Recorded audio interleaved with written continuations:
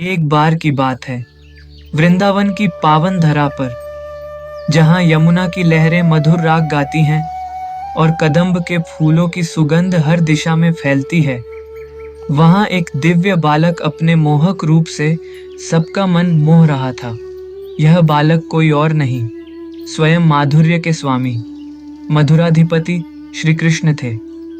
उनका सौंदर्य ही माधुर्य है, उनके अधर अधरम मधुरम, बिल्कुल बिंब फल की तरह लालिमा लिए हुए, अमृत से भी मधुर थे।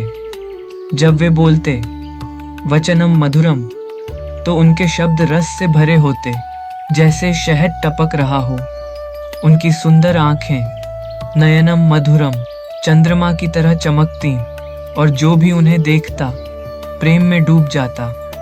और उनकी मोहक मुस्कान हसितम मधुरम ऐसी थी कि गोपियां खुद को भूल जाती और बस उनके प्रेम में खो जाती।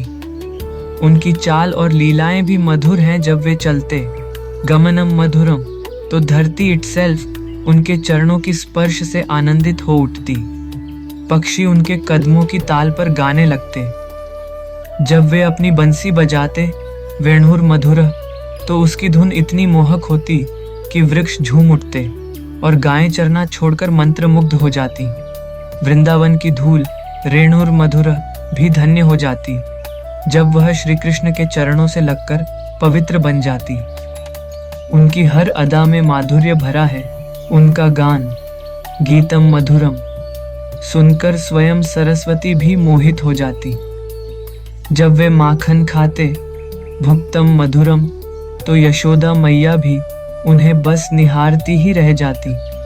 उनकी निद्रा सुप्तम मधुरम इतनी शांतिमयी होती कि पूरा वृंदावन उनके जागने की प्रतीक्षा करता।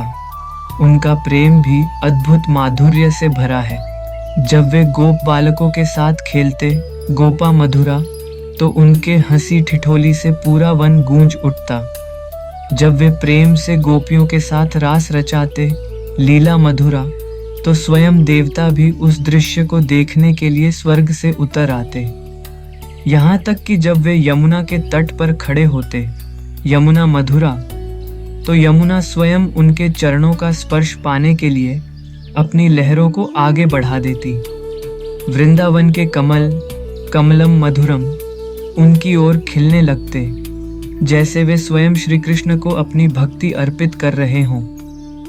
श्री कृष्ण माधुर्य के साक्षात स्वामी, चाहे उनका रूप हो, उनकी बंसी हो, उनकी लीलाएं हो, उनकी वाणी हो, उनका प्रेम हो, श्री कृष्ण का हर कण मधुरता से भरा हुआ है। इसलिए भक्तजन गाते हैं मधुराधिपतेर अखिलम मधुरम, अर्थात माधुर्य के स्वामी श्री कृष्ण का सब कुछ मधुर ही मधुर है। जय जय श्री राधे।